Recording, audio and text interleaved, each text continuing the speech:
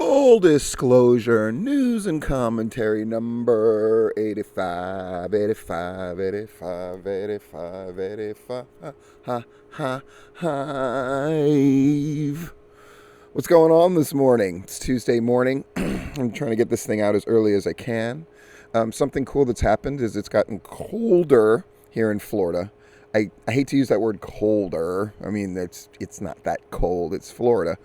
But enough of a brisk chill in the air that hot tub felt super good.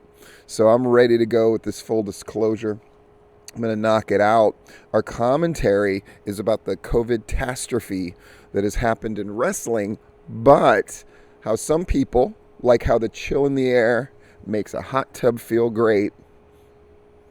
How some people have managed to take this COVID thing and work it towards their advantage. I'm going to emphasize a couple of groups that have done a fantastic job in Florida and how the Georgia promotions can definitely learn. Because right now, what I see, and this is, I know, a big preface to the commentary, that a lot of excuses are being made instead of innovations. And I'm here to help in part. Anyway, it's a gorgeous day, as you can see here. Full disclosure, 85. It's freaking awesome. Thanks to my Patreon people, D, Dan, and Diana, Brian, Justin, Brett, Larry, not that one, but the other one, Rob Rod, who is currently in Fort Myers, Florida. If I wasn't so busy, I've been in 4 different cities, very far apart from each other in Florida in the last 4 or 5 days. So it's been wild, but it's been wonderful. And of course, our biggies, Eric the World Walker, and then of course the OG Myron. People are continuing to donate for the trophies. Thank you very much. Award season's coming. People are having little gatherings to discuss about the awards. That's exciting stuff. Last weekend, huge weekend in Georgia wrestling. Huge weekend for me in Florida wrestling. If you haven't yet, gwhnewsandnotes.blogspot.com wrote an article about deathmatch wrestling, which looks like it's going to get coverage on a national level. That's cool. Is it going to inspire debate? I hope so. But either way, I had fun going to those shows and writing about it. I went a different route rather than writing a show report. But let's just jump into the news, right? So the 13th, who did we have? Major players, action, 2 shows, 35 each, but definitely respecting that social distance thing. Their next show is on December 11th. Sounded like it was good shows all around. Nothing spectacular necessarily, however. We had APW make their grand return. It's weird whenever the Friday shows, there's more Friday shows to talk about than Saturday shows. I think that's a sign of things being healthy and good as well. So we had APW drawing 106 for their comeback, which is awesome, right? Great stuff. And then Southern Honor. Let's dwell on Southern Honor, right? It's the reigning promotion of the year from 2019. And anytime they do anything, it warrants a lot of discussion. So they drew 260, which is notable, right? And predictably, the spin was in, right? Didn't promote really, though I saw as much on Facebook about this show as I've seen about any Southern Honor show. But perhaps the other ways that they normally promote, maybe Gary wasn't beating the bushes around Canton like he usually does, because he promotes other events now for other people. They had a music event which did well over what they were expecting. And so apparently he's in a bit of hot water with Canton. So that's the excuse for why they only drew 260. However, I'm calling bullshit on that. in that it's one of two things. Either this show just didn't draw as it normally would, and with Joe and Gunner on top, that's a huge match. It's maybe the biggest match that you could do. And they certainly had extra time to get people in the door for this show, and they weren't competing against anything significant that would have drawn their crowd away. So it's one of two things. Either the show is showing signs. Here's the two scenarios. Either the show is showing signs of not having elements that drew more casual fans before. What I mean is, you know, this old thing of you never know who's going to stop by a Southern Honor show, and names and stuff dropping in or being used from show to show. Now this is the second or third show in a row where no name of significance was involved with the card. I mean, Effie notwithstanding. Effie is not somebody who's going to draw you casual fans, right? And the Pope showed up, which is awesome, but he wasn't really part of the card. And so has that straying away from that formula. See, it's a tried and true indie wrestling formula. You bring in names, and then you slowly wean those names away in favor of your local guys that you've booked to prominence. But if you don't make the transition successfully, then that's an issue. Is that what Southern Honor's suffering from? Are people sort of getting worn out by the COVID thing? We're going to talk about that more in commentary in some way, shape, or form. Feeling like perhaps protections aren't in place, and not only aren't really in place, but are sort of scoffed at publicly by Gary Lamb. Is that affecting things? Or is it just Gary Lamb is not as an effective a promoter in adapting to all of this as he should be? Here's what I mean. So in Florida, they've had to adapt to COVID, just like Georgia did in many ways. And Atomic Wrestling, I'm going to talk about them. There's going to be a few Florida things in here. So Atomic Revolutionary Wrestling, run by a guy named Alex Red. I've been to their shows before a long time ago. They run out of Cocoa Beach most prominently, but they also do shows in Orlando once in a while and in the Melbourne area, which is relatively close to Cocoa Beach. So Cocoa Beach is a place that they really own. They really got that spot, and it's a great building. From what I understand, it's a building that's sort of comparable in size to the Action Building, for example. The Action Building being Southern Honors, not to get things confused. They went through great pains. They had to cancel a show once, even after they went through the great pains of showing how they would space out the seats and all this kind of stuff. So Alex and that crew have had to adapt. And they've been around for about 3 or 4 years.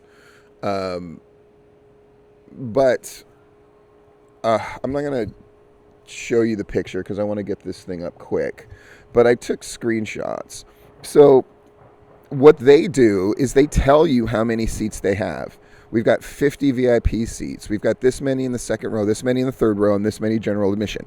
And they constantly keep a running clock. We only have this many left. We only have this many left. We only have this many left.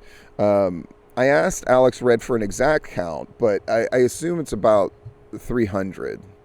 That's a sellout for them. And they sell out every time. Right? But here's the thing that I find most interesting, Bob.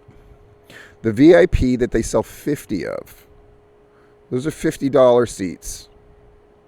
Second row, $30 seats. General admission, $25 seats. So a combination of aggressive promoting, but then capping it off so they don't get into any kind of trouble, and being able to prepare the building, they're outselling numerically the seats that they have over Southern Honor's last show.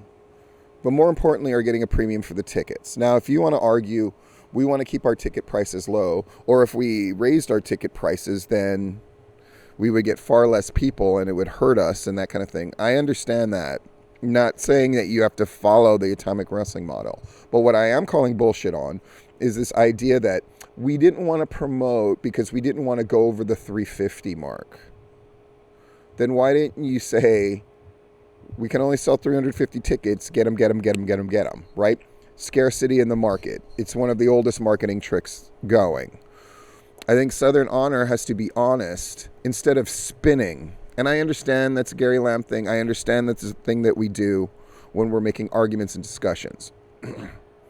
And by the way, none of this has to do with the quality of the show. The quality of the show seemed very good. Though I think Rob Rod, well, we're going to talk about that in a minute. If you're drawing 260, that's a failure. And I think that needs to be addressed first. And I think if 350 is what you're able to take in while being cool and not getting in trouble, then you need to sell up to that 350. And coming up 90 short off of 350 is significant, right? That's 75% of your capacity approximately. That's a failure.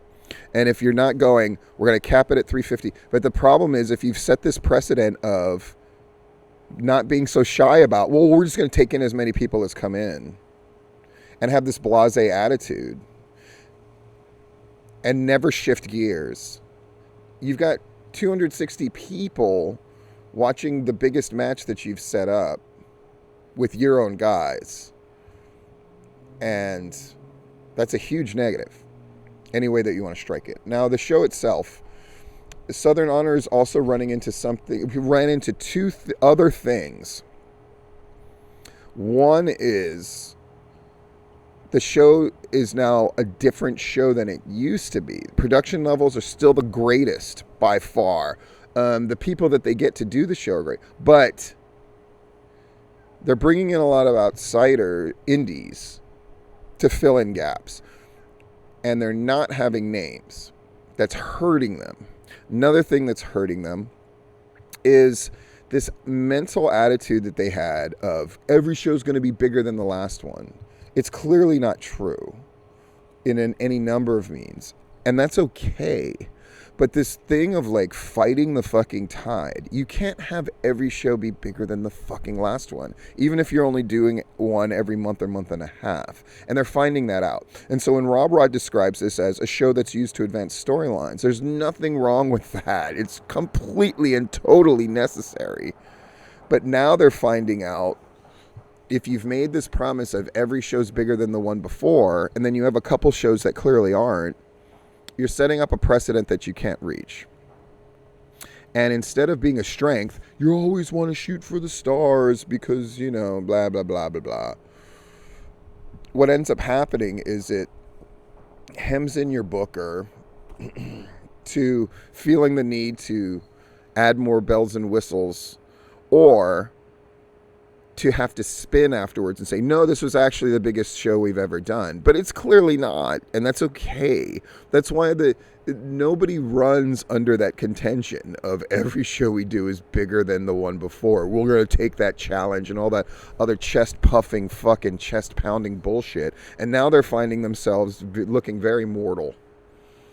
And then the third thing is they had to deal with a number of replacements and problems and all this kind of thing. And is so-and-so hurt? And how much can they do? And, you know, so-and-so's not going to be here, so we have to bring in these people from the outside. And Gary Lamb, you know, texted me and was like, Dylan deserves all this credit for...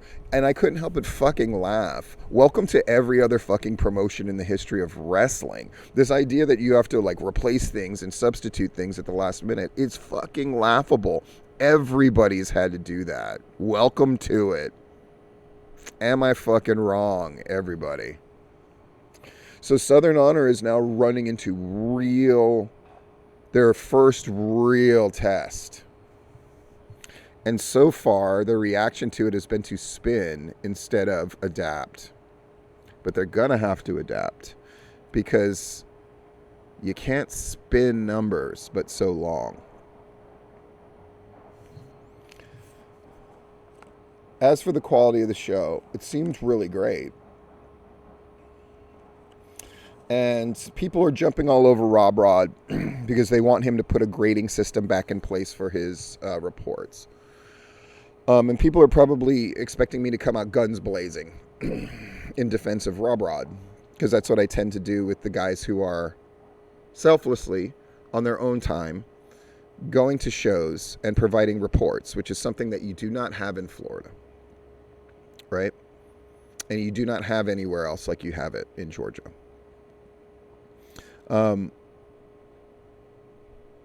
But I'm not. If people want grades, cool. That's something that you can bring up with Rob Rod. And he can choose to do it or he can choose not to do it. That's cool too. But the level of belligerence and dickheadedness about it is what I have issue with. And let me be blunt. You probably didn't want him to grade those matches in that show.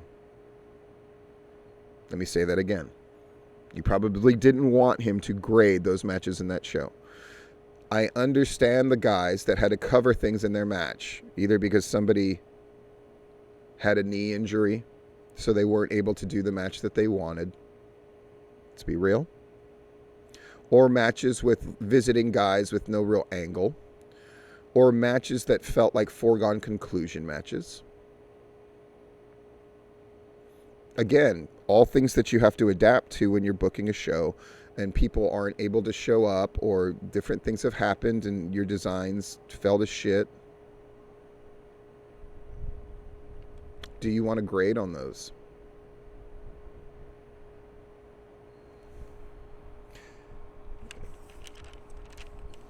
Southern Honor is the easiest one to talk about because they're so significant and they are so important. That has not changed and doesn't show signs of changing anytime soon.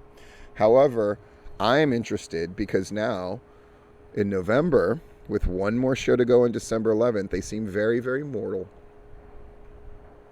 And they're having to deal with problems that every other wrestling promotion in the history of ever has had to deal with.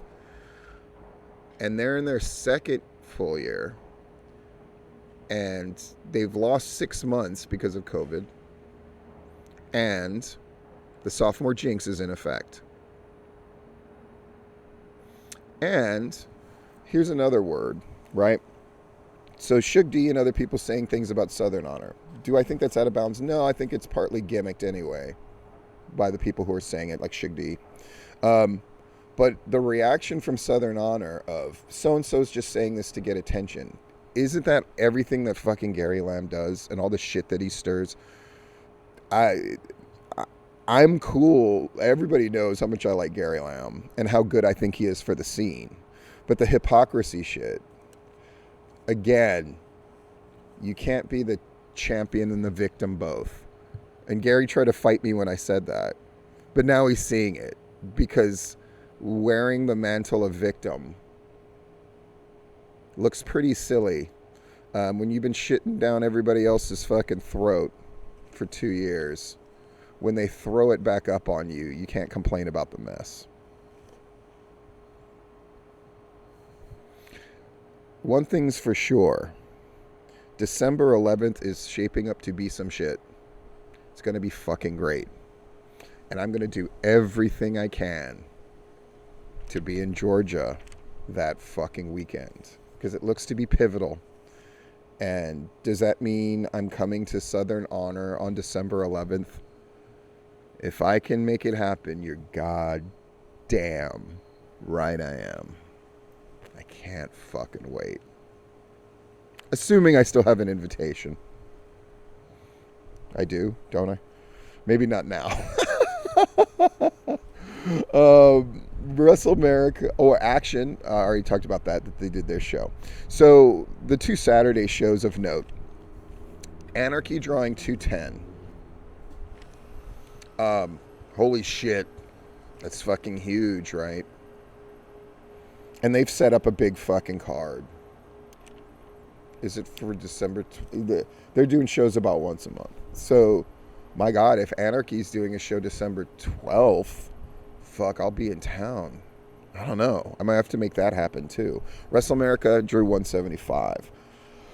Good numbers, though not great all around. The ones who, Action can't exceed expectations. They're selling out. They're doing their 35, but they're doing 2 shows, and they're getting a premium for the tickets. It's good. Anarchy drawing 210. Whoa. Southern Fried is apparently going to run in the building, Landmark. They're probably no doubt excited about Anarchy drawing 210. The no mask thing, People don't like it when I talk about it all the time, but fuck you. I'm going to talk about it. That's going to be part of our commentary, though. We're going to talk about Florida. WXW, which is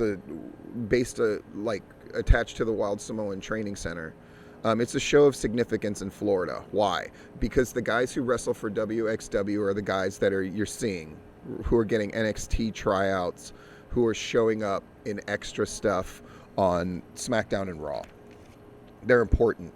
The wrestling school, Pro Wrestling 2.0, is a significant school in the Florida area as well. So combined with WXW, Pro Wrestling 2.0, those are the guys who are putting them up.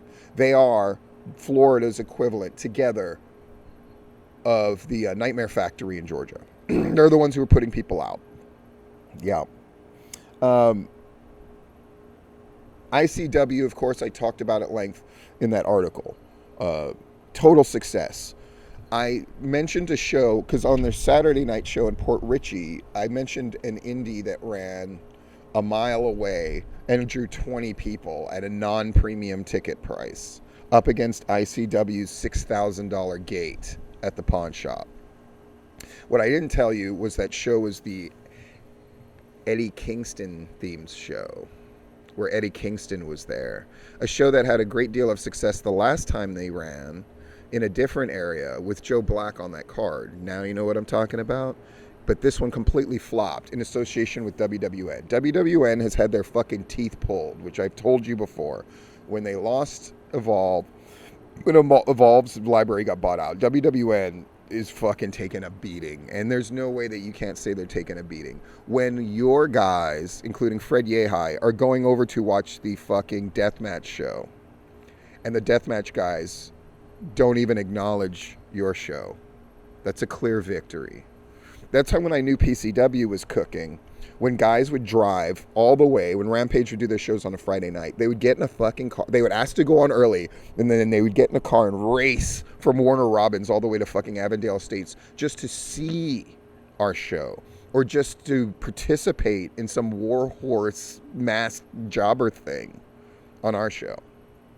When the guys from the WWA 4 school and Jonathan Gresham, right, Apollo Crews, these guys would fucking come and sit in the crowd at our fucking show. That's when you know you're running hot. Yum.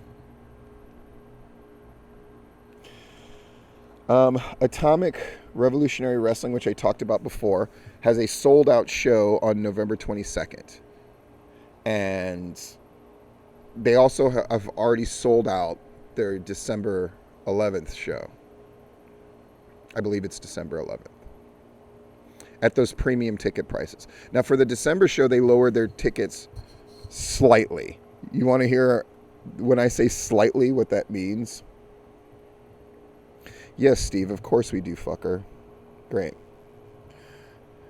So, instead of $50 for VIP, they're charging $40 for VIP. But they sold that out at $40 a pop. So that's $2,000 gate just on VIP alone. Second row seating, instead of 35, it's 25. Third row seating, instead of 25, it's 20. In general admission, it's 15. But they sold it out. So it's not hard to do the math on the gate. It's a lot. And Georgia can beat them. Georgia can do as well. Now, if you don't want to charge the premium ticket prices because you don't think you can get it, that's one thing. But there's no reason that people shouldn't be setting the bar, making it public, and then hitting that bar. That's what promoting is. Yep. So congratulations to Action. Congratulations to everybody. Really. What are the videos that I put? And then ICW obviously was a success. Anybody who's involved with that show, Ron Nemi, who was me and Jeff G. Bailey's contact, they're coming back. And I can only imagine with these two shows that way over delivered. By the way, people want to brag about views and shit. ICW is the most viewed thing on that fucking internet television thing they're on. I think anybody would back that up. I think Dylan Hales and whoever else would know about this shit would back me up on that. So they're the people the most interested in them. And they fucking killed it. And the next time they come back, I can only imagine how many people there will be. But I'm going to talk about them more in the commentary portion. Let's talk about a couple of newsworthy items. Heritage is running on December 11th as well, which is exciting. And, you know, I've lambasted them in the past about not fucking promoting enough and not blah, blah, blah, blah, blah, blah, blah. And they reached out and they're like, okay, yeah, we're going to do it. And we're going to get our shit in early. And I see they're already running ads for December 11th and they're doing all this shit. And that's great. That's the way it fucking should be. And they're putting themselves in the mix. And so maybe they can get somebody there to review the show. Though, good luck on December 11th. Fuck. Let me just put this call out, because I would guess that between Rob Rod and Larry, they're going to cover Action and they're going to cover Southern Honor. So who can we get to cover Heritage on December 11th? I'm putting that call out there. That would be wonderful. Yeah. Let's get everybody covered.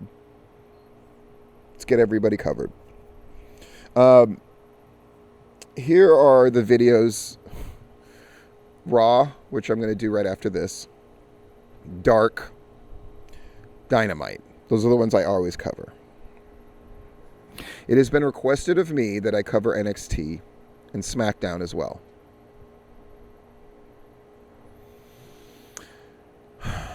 I'm going to try to do that this week. I will just say yes and then do my damnedest to get it done. But I'm not happy about it. It'll help if SmackDown continues to be as good as it has been. And NXT's, it's just not exciting for me to cover, but maybe I need to improve my mental attitude and look at NXT with fresh eyes. So that's what I'm going to try to do this week. So I talked about Heritage. I need to talk about Pro Wrestling Circuit. I was wondering where the fuck they had gone. And then they announced this December 4th show in conjunction with Face to Face. Totally hate that name of the promotion. Face to Face. Yeah. So Face to Face was going to provide the venue, but it was going to be a Pro Wrestling Circuit show run by Tommy Pitts. Face to Face is run by a guy named Richard Borger, who you may remember that name because he was part of the gay flag match angle, all of that nonsense, right? But now things have fallen apart, so there is no December 4th show with Pro Wrestling Circuit. Now, I haven't gotten everybody's side on this story, blah, blah, blah, blah, blah. So maybe I shouldn't talk about it. No, fuck you. I'm going to talk about it based on the information that I have. If I'm wrong, I'll correct. But it's fucking juicy and it's interesting to talk about. So here it is. Now, you may have seen a piece, or a piece is going to show up on Georgia Wrestling History that Larry is going to put up. Just sort of a brief thing of the show's canceled because of, the two people, Richard Borger and Tommy Pitts, just couldn't come to terms and things fell apart. Here's some details about that. Are you ready? Like to hear it? Here it go. So, all right. So the contention is that Richard Borger of Face to Face recanted on his agreement. Here's the gist of it. Okay.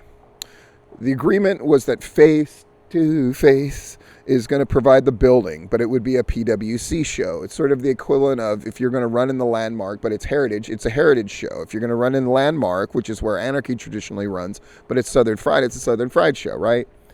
They made the request, meaning Face to Face, that masks be done. And of course, Tommy Pitts hates the fucking mask BS, as he calls it. Which is really fucking stupid, but that's going to be in our commentary. But he agreed, right? They're going to provide masks at the door for free and announce at the door and the show that they must be worn. Cool.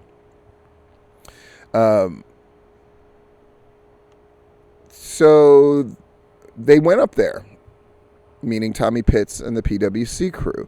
They set up the chairs, the guardrails, cleaned the whole area and the concession stand, right? They put in 250 chairs. All good, right? They're getting in there early, right? We're talking, mid-November, and they're getting ready for this December 4th show. Obviously, Face to Face is not doing anything in that building. It seems like a win-win for everybody. So he's putting out the card, and Richard Borger has an issue with the card. He didn't want apparently Randy Reno and Prince Kai working the show because they didn't pay their dues and come help clean. But I mean, the day that they did this was election day, and so the motherfuckers are trying to vote. And again, what business is it of Richard Borgers anyway, if this is true? So because he'd already agreed, it's a PwC show. What the fuck does he care? He's just providing the building and apparently getting something for that, I would assume. And then he sent a list of people he did not want him to book because Richard Borger has issues with them. He's just copy and pasting his text. So here's the people he did not want on the show. It's a lot. It's 12 Days of Christmas a lot. Ghost. The fuck Ghost? Chad Osiris, Owen Knight, Damian Bennett, Odin's son, Atlian or AT Alien, Curtis Hughes. Okay, I'll back up Curtis Hughes. The guy's fucking talentless. Whoever the booker for Robert Gibson is, Shoot Taylor, Axel Ross, Logan Creed, Brooklyn Creed, Matt Lynch, what the fuck, Micah Taylor. There's several more. Then he mentioned Sal Renaro. Who doesn't want to book Sal? Murder One, Dominic Stuckey, Fry Daddy, and Iceberg. Wow, it's a lot of people. So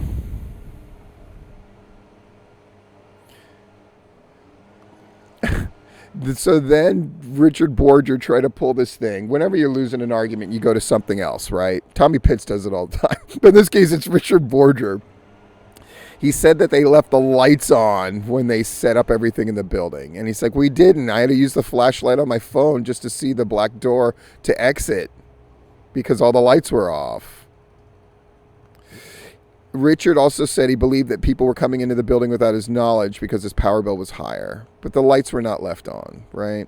That doesn't mean that anybody was necessarily not coming into that building when they weren't supposed to. I thought that was a little artful dodge there. This is me just laying shit out as I see it. That's what I do, right? So he's demanding that they redo the poster and include that masks were mandatory on the poster. And Tommy refused. That just seems like hard-headed, pig-headed bullshit. If you're already going to say it announce it at the show, you're already going to make people do it. What's the harm of putting it on the poster? Whatever.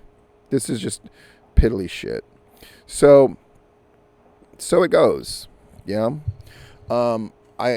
Again, it's a lose-lose, and you're dealing with hard-headed people. But I think it's pretty clear Tommy Pitts is on the right on this one.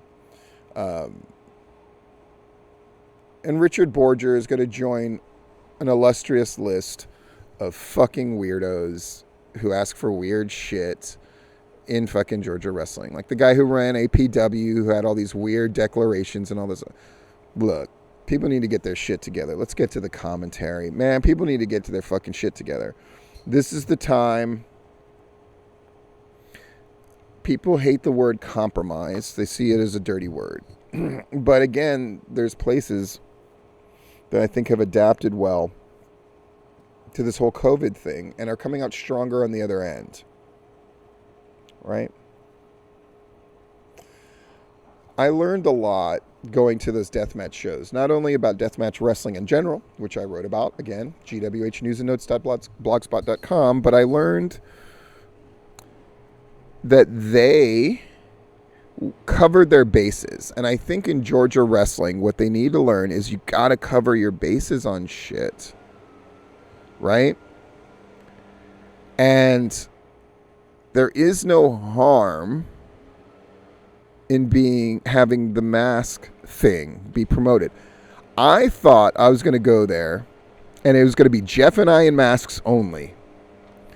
But because there's such a presence, ICW, on their television thing and in these shows, that they overemphasize the masks. I mean, they told people, put those fucking masks, like, because they swear at their audience, it's fucking great.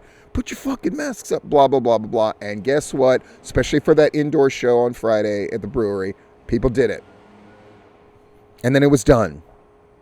On the outdoor show, they encouraged it. They weren't as vocal multiple times like they were for the indoor thing. And it was what it was. But people were emphasized to use the mask. At the Eddie Kingston show, which drew, again, 20 people, paying a non-premium rate, they had no mask anything. Though the boys themselves would use the mask unless they went out and wrestled, I was told.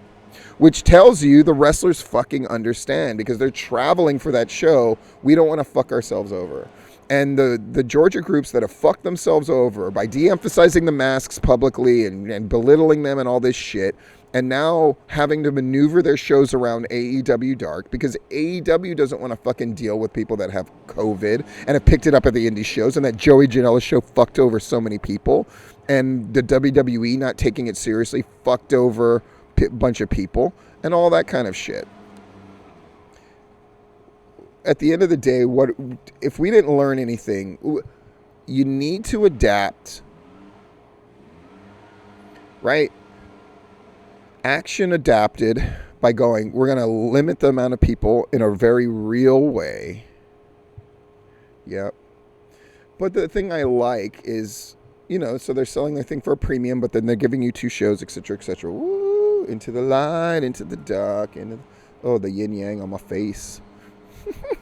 Scoot over, so there. So, wow. Shine on, crazy diamond. Here's the thing.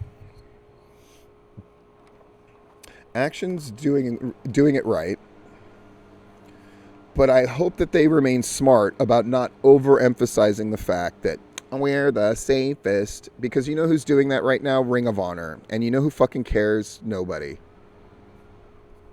Don't break yourself on the arm. Break your arm patting yourself on the back. Yeah? And Action's not doing that yet, and I think it's smart.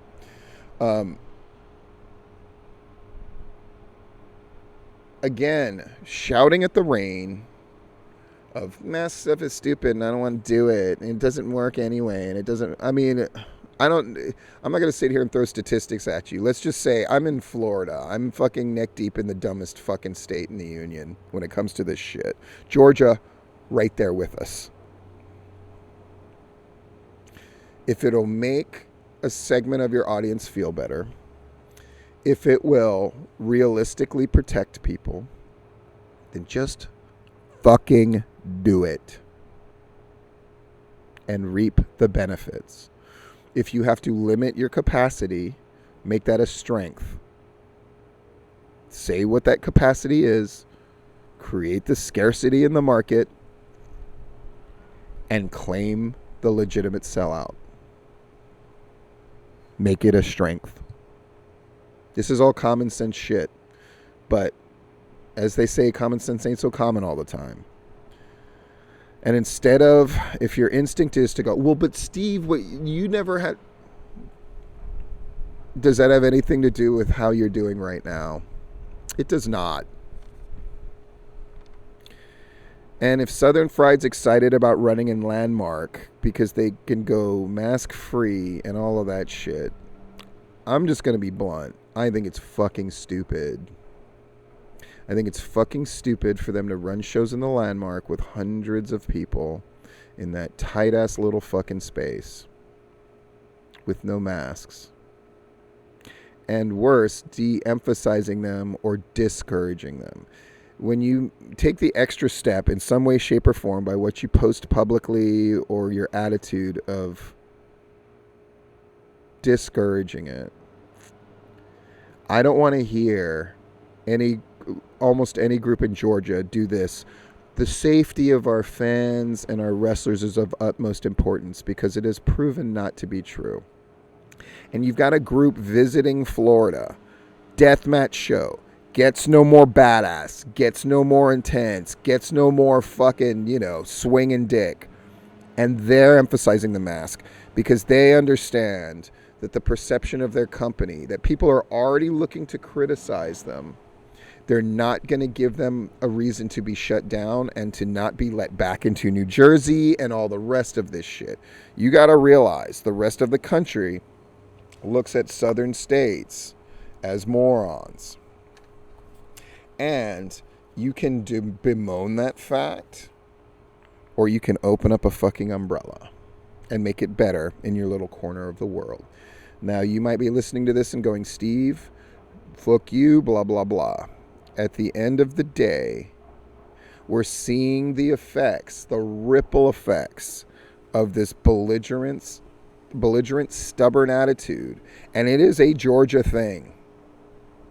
Do you think places like Atomic Wrestling want to do distancing, want to do limited seating, want to do the mask emphasis and to have stations where they have hand sanitizer and all that shit?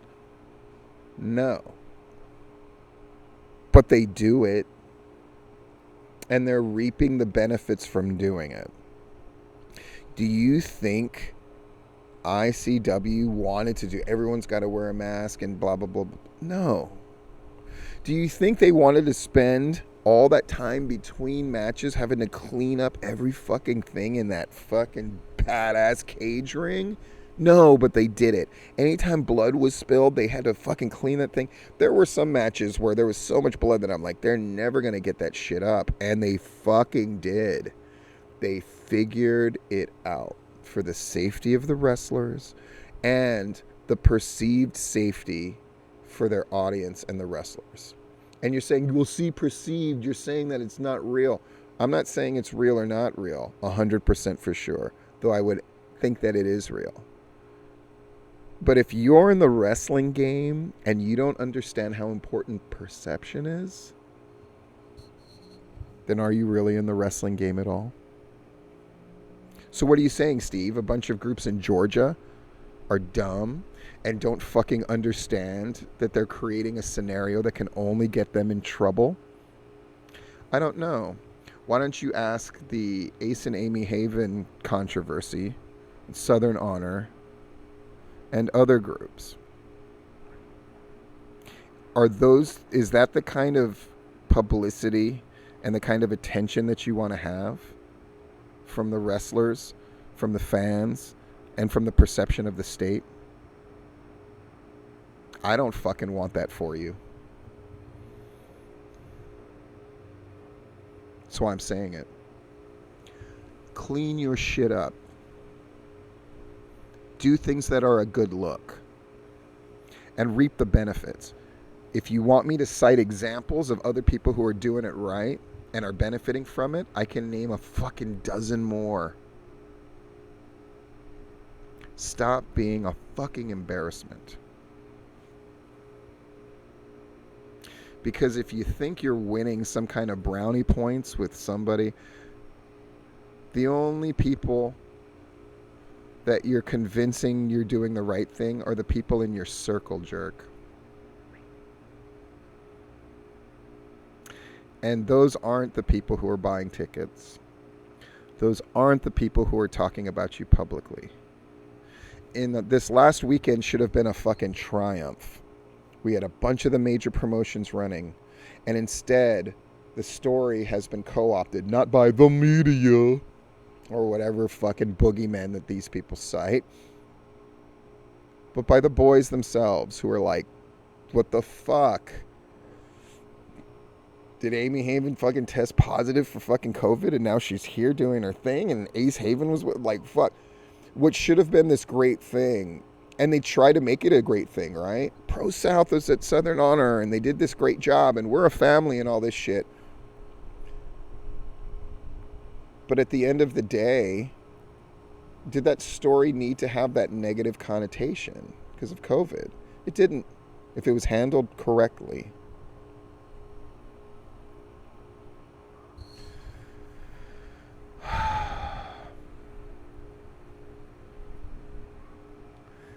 Wrestling is back for the most part.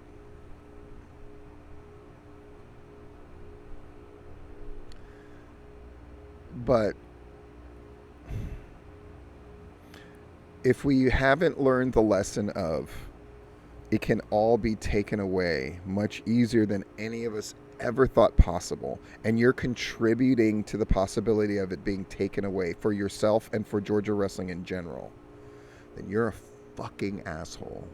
And you're fucking stupid. And believe you me, I'll make sure whatever legacy that you leave is emphasized. That legacy, that perception is up to you. Take it seriously. Or else serious things will happen to you. Not from me. not just from me.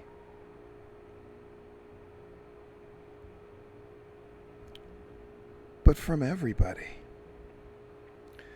Georgia, clean your shit up and handle it. Alabama, clean your shit up and do it fucking right. This isn't about perception or politics. This is about fucking wrestling promotion and getting the job done that you appointed yourselves to do. Dumb fucks. Get it together. This has been Full Disclosure.